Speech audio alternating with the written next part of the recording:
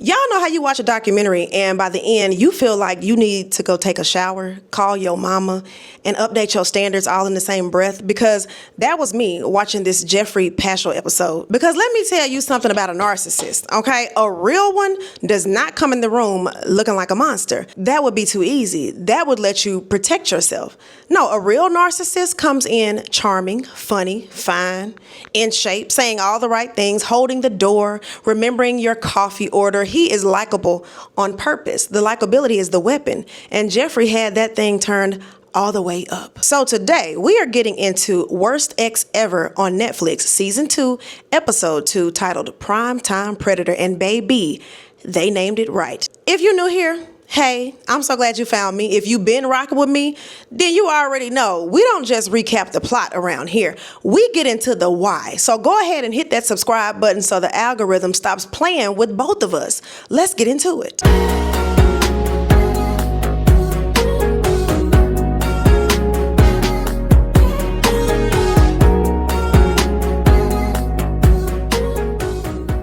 What's up, everybody? It's your girl Indescribable, aka Geraldine Lake, and I'm back with another true crime breakdown. For the folks who somehow missed the 90 Day Fiancé era, Geoffrey Paschel was a cast member on 90 Day Fiancé before the 90 Days, season 4, which premiered back in February of 2020, right before the pandemic. He was the Tennessee man flying across the world to Russia to meet his online girlfriend, Varya STILL, and people loved them. The messy long-distance romance, the drama, the whole nine. What the fans did not know and what Netflix laid all the way out is that this charming reality TV boyfriend had a whole trail behind him. A felony record, not 1, not 2, but 3 marriages before the woman we're about to talk about. Kids in every single one of those marriages, and a pattern of behavior that his exes describe as a living nightmare. So this brings me to lesson number 1 of today's class. And I need you to write this on your bathroom mirror, okay? Run the background check. Been verified, okay? I'm so serious. Before you fall in love, before you catch feelings, before you let this man know your dog's name and your mama's address, you run that background check, okay?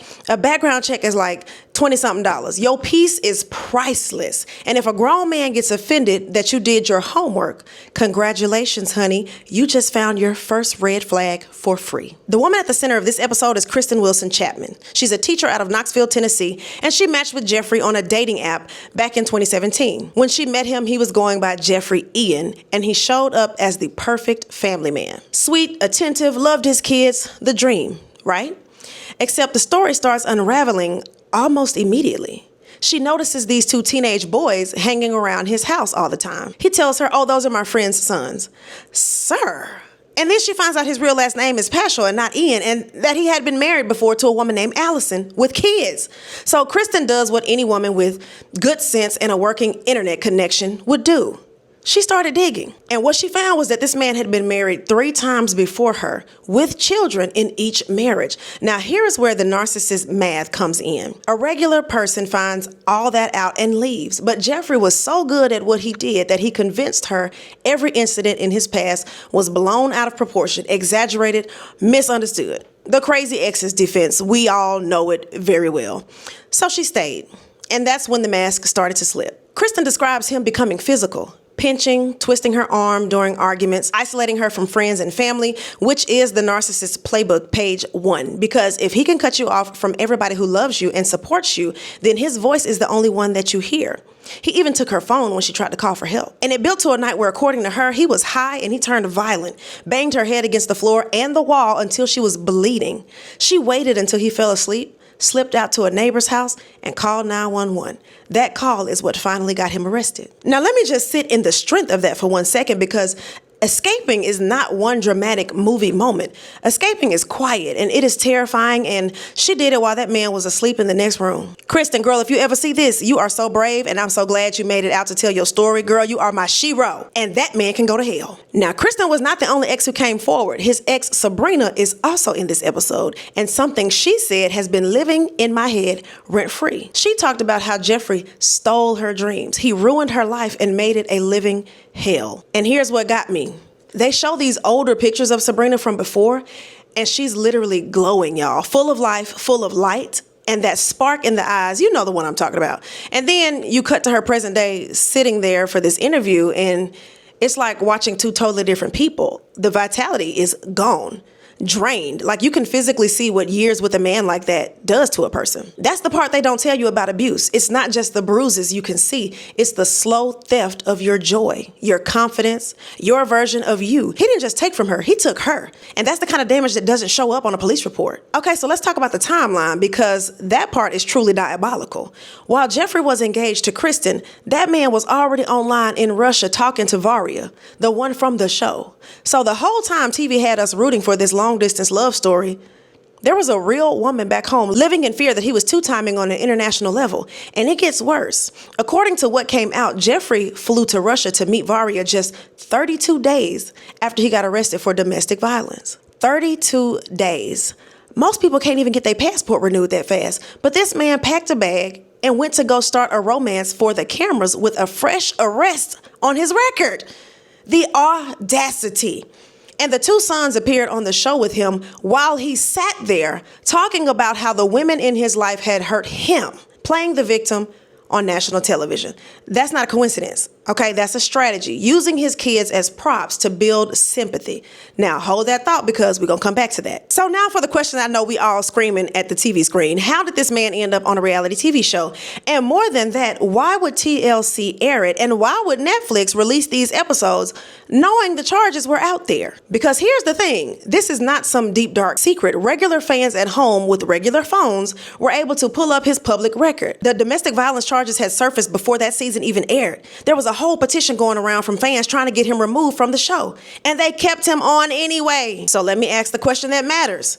If a viewer with a smartphone and 30 minutes of curiosity could find all of this, what does that say about a major network's vetting process? They either did not look or they looked and did not care because the drama was good for ratings. And I don't know which one of those is worse.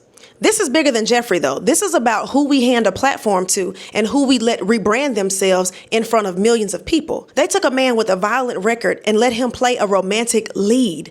They let him play the victim on camera. Media accountability is not a buzzword. It is the whole conversation. Now, let me get into this courtroom because the narcissism reached its final form up in there, y'all, okay? Varya, the fiancé from the show, was reportedly at that courthouse supporting him every single day. And I have questions, but we're going to get to him, okay? Geoffrey, being the man that he is, took the stand himself. He got up there thinking that he could charm and manipulate a whole jury and a whole judge the same way he manipulated everybody else in his life. Like the charisma was gonna work in a court of law. Sir, that little smile don't have jurisdiction up in here, okay? That's peak narcissist behavior, that unshakable belief that the rules and consequences are for other people, but never for you. But this is where the story took a turn because his exes didn't stay quiet.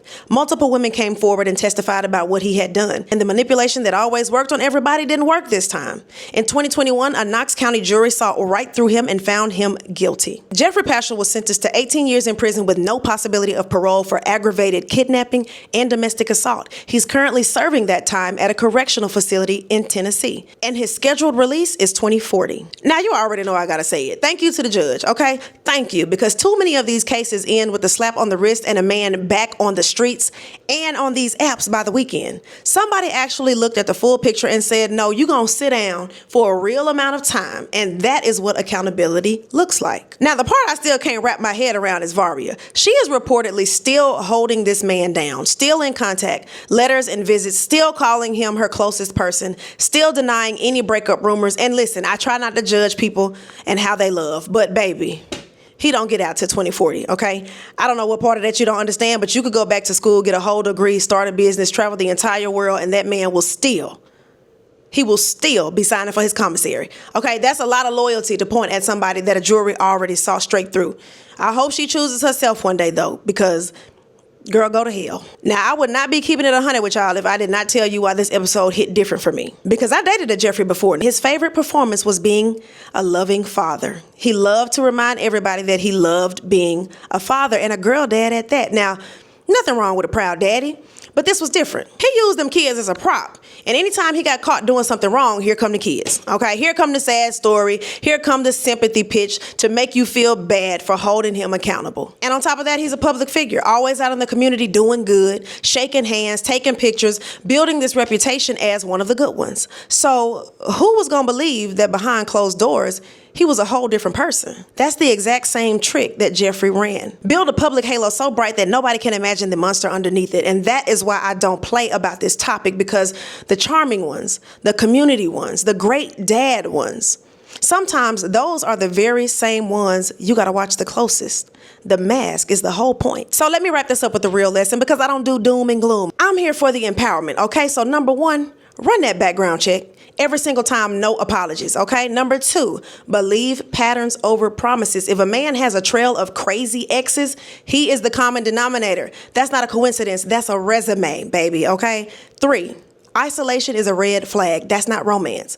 When somebody tries to cut you off from your people, that's not because he loves you too much, okay? That's because your people would tell you the truth. And four, charm is not character. A man can be fine, funny, and famous and still be dangerous. Those things are not proof of a good heart. Sometimes they just really good camouflage. So to every woman who got out and every woman who's still figuring out how to, I see you and I'm proud of you, baby girl. I'm rooting for you, okay? And if this breakdown spoke to you, do me a favor and like this video. Drop me a comment and tell me, did you watch this episode and were you as heated as I was? Share this with a friend who needs to hear the background check speech. And if you're not subscribed yet, come on and join the family so we can keep having these kinds of real conversations together. I love y'all, and y'all need to protect y'all peace, because if not, somebody is gonna send you straight to hell, okay?